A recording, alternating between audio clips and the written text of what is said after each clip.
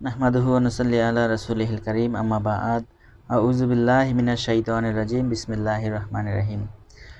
প্রিয় সুধী, আসসালামু আলাইকুম ওয়া রাহমাতুল্লাহি ওয়া বারাকাতুহু।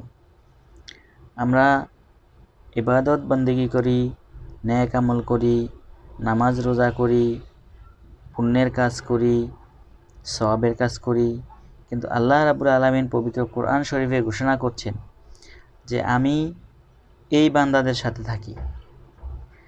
তাহলে কোন কোন বান্দাদের সাথে আল্লাহ থাকে? আমরা কি ওইরকম বান্দা হতে পারি?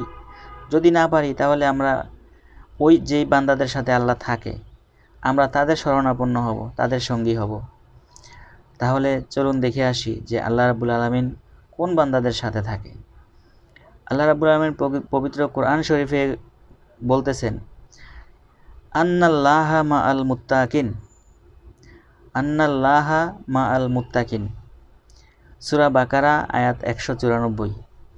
আল্লাহ রাব্বুল আলামিন তার পবিত্র জবানে বলতেছেন যে নিশ্চয়ই আল্লাহ মুত্তাকিনদের সাথেই আছে। নিশ্চয়ই আমি আল্লাহ মুত্তাকিনদের সাথেই আছি। মুত্তাকিন অর্থ হচ্ছে সংযমী। তাহলে আমাদেরকে সংযমী হতে হবে, তাহলে আল্লাহ আমাদের সাথে থাকবেন। অথবা যারা সংযমী আছেন, মুত্তাকিন আছেন, আমাদেরকে তাদের সঙ্গ নিতে হবে, তাদের সংস্পর্শে যেতে হবে, তাদের সঙ্গী হতে হবে।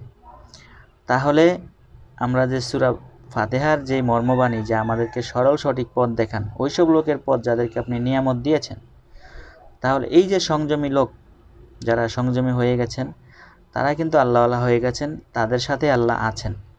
এটা আল্লাহর পবিত্র জবানে আল্লাহ বলতেছেন, নিশ্চয়ই আমি মুত্তাকিনদের সাথে আছি।